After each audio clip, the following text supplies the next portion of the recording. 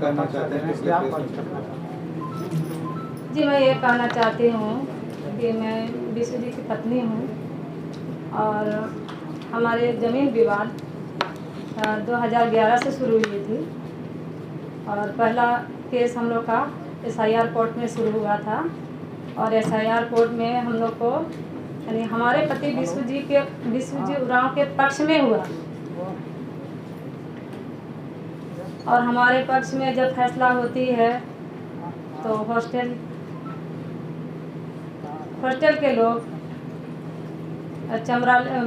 माननीय विधायक चमरा लिंडा जी से मध्यस्थता करवाते हैं। उनकी ओर से मध्यस्थता होती है, मेरी ओर से नहीं। वे कहते हैं कि 20 डिसमिल ज़मीन हमें हॉस्टल के नाम में दान में दिया जाए। मेरे पति विशु जी वो बात भी स्वीकार लेते हैं। उसके बाद वे लोग इस बात से भी मुकर जाते हैं। जब हम लोग दखलदानी के लिए जाते हैं वहाँ पहला जो हम लोग का हमारे पक्ष में जब फैसला हुई तब जब दखलदानी के लिए हम लोग गए वहाँ तो हम लोग को दखलदानी नहीं होने दिया, जबकि हमारे साथ पुलिस प्रशासन थी, CO CI भी थे, लेकिन हम लोग को वहाँ दखल पोजीशन नहीं लेने दिया गया। वहाँ से हम लोग को डांट फटकार के हटा दिया गया।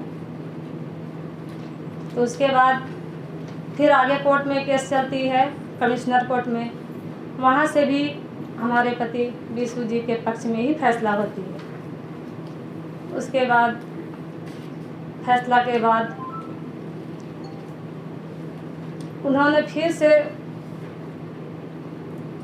अपनी ओर से ही मध्यस्थता करवाने की बात हमसे करते हैं।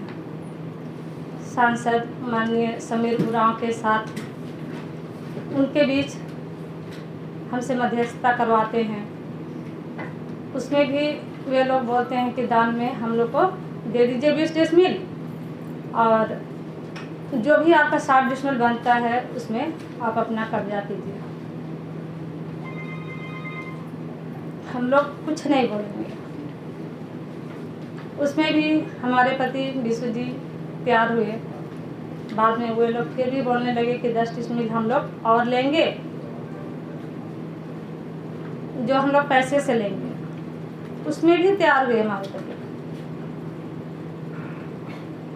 लेकिन वे लोग हर फैसले के बाद वे लोग पलट जाते हैं। उसे भी वे लोग मुकर गए। बात आगे बढ़ी तो ये लोग फिर जब हमारी दूसरी कमिश्नर कोर्ट से फैसला मिलती है, उसमें दखलदानी के लिए जब हम लोग को भेजा जाता है, उस समय भी हमारे साथ प्रशासन जाते हैं हमारे सहयोग के लिए। CO CI नहीं जाते हैं। उस समय भी हमें दखल नहीं दिया जाता है। उस समय भी हमें डरा धमका के वहाँ से भगा दिया जाता है कि आप लोग कैसे कीजिएगा, जाइए, यहाँ नहीं होने देंगे, ऐसे बोल के। उस समय भी दखलदानी नहीं देने दिया। बाद में जब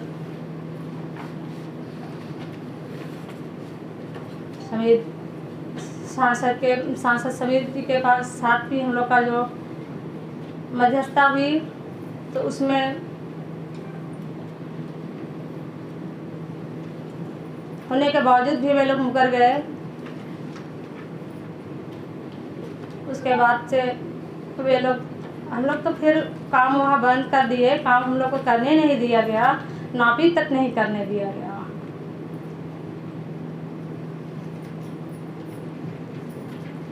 उसके बाद फिर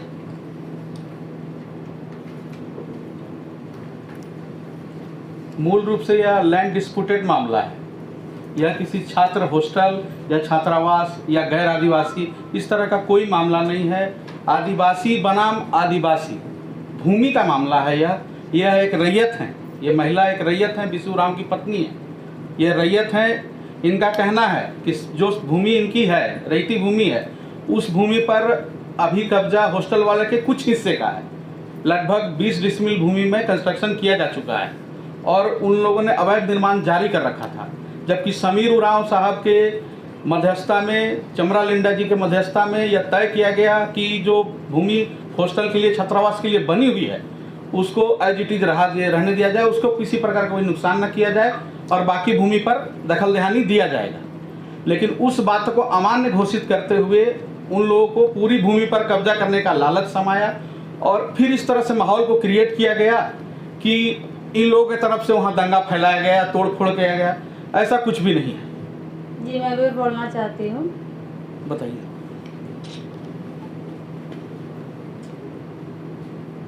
उसके बाद फिर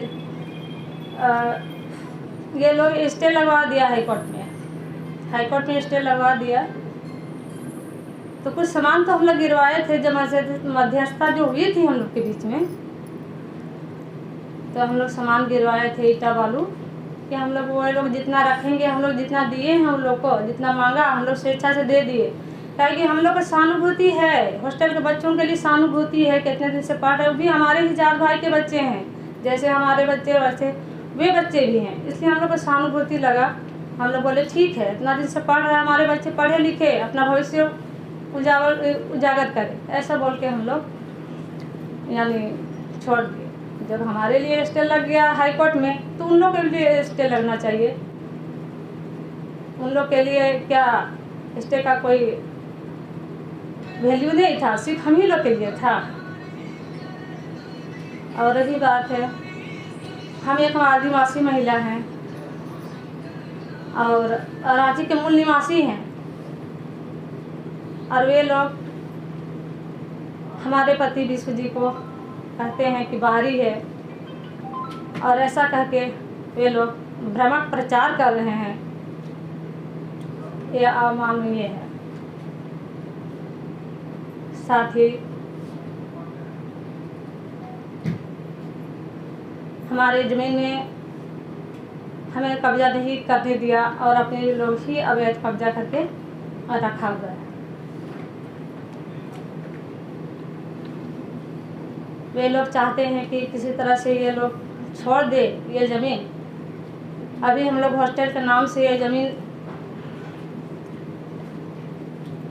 को कब्जा कर लेंगे, और उन लोगों को हमारे ज़मीन को कब्जा करने का ही ये सोची साजिश है, षड्यंत्र रचा जा रहा है।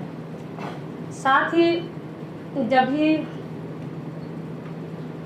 हम लोग के फैसला में पक्ष में जब फैसला सुनाया गया विश्व जी के पक्ष में, तो ये लोग जान से मारने का भी धमकी दिए हमारे पति को। वो भी हम थाने को सुपुर्द कर चुके हैं। और वे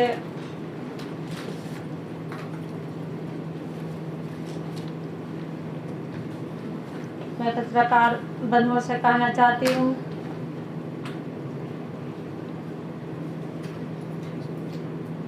कि जब हमारे साथ हमारा ज़मीन होते हुए भी हमें न्याय नहीं मिल रहा है, और हमें हमारे पति देव विश्व जी को उन्होंने ज़मीन का लुटेरा कहा है, तो जब दो कोर्ट हमें फैसला दे दिया है, तो फिर हमारे पतिदेव कैसे हुए लुटेरे, ज़मीन लुटेरे? ये सोचने वाली बात है। हमारे सवाल लिया है जो घटनाएं घटी कुछ दिन पहले। मेरी बात तो सुनिए, ये जो जमीन का मामला है आपका, तो उसमें जब ये लोग कंस्ट्रक्शन कर रहे थे तब आप लोगों ने उस पर क्यों नहीं विरोध किया उसका? जब ऐसा कंस्ट्रक्शन कर लिया तब विरोध में आते हैं। हाँ, कोर्ट में मामला चला गया, पहले इसका विरोध होना चाहिए था। ज्यादातर रांची में जो आदिवासी जमीन का मामला है उसमें यही देखा गया कि बहुत से मामलों में तो ऐसा हुआ कि बेच दिया, उसके बाद फिर क्लेम किया, तो ऐसा कुछ नहीं होता आपका? जी नहीं, हम लोग बेचे नहीं हैं। अच्छा, पति जी मेरा कोई संपर्क में नहीं है, पता नहीं ये लोग। पानी थोड़ा साइड करिए। ये बताइए कि 16 तारीख को घटना घटी, तोड़फोड़ जो हुआ है, मार हुआ, वो किसके द्वारा कराया गया है? क्योंकि जो FIR पुलिस के द्वारा जो दर्ज किया गया है वो आपके पति के अलावा अन्य 200-300 लोगों के खिलाफ किया है, किसके द्वारा कराया गया? जी ये हम लोगों को नहीं पता, इस चीज़ से हम लोग बिल्कुल अनजान हैं। जब घटना सारा हो गया तो किसी के जरिए हमें मोबाइल से पता चला कि वहाँ ऐसा ऐसा घटना घटा है। एक बैग 200 से लेकर के 300 के बीच संख्या बताई जा रही है कि विपक्षी के मनमाने द्वारा जो है वहाँ पर हमला किया गया। तो आपके इसके बारे में आपको कोई जानकारी नहीं है कि किसने हमला करवाया? नहीं जी ये जानकारी नहीं है, ये जानकारी हमें बिल्कुल ही नहीं है कि आपको किसके क्या द्वारा। लगता है कि किनके द्वारा कराया गया? आपको क्या लगता है? जी देखिए हम किसी को कोई कह नहीं घटना सकते अगर हैं घटा है, जब कोई तो कोई किया या करवाया, जो भी वही बात अच्छा अब इसके पीछे तो अच्छा, मेरा कहना है जी। कि आपका अंतिम बार आपके पति से कब बातचीत हुई थी?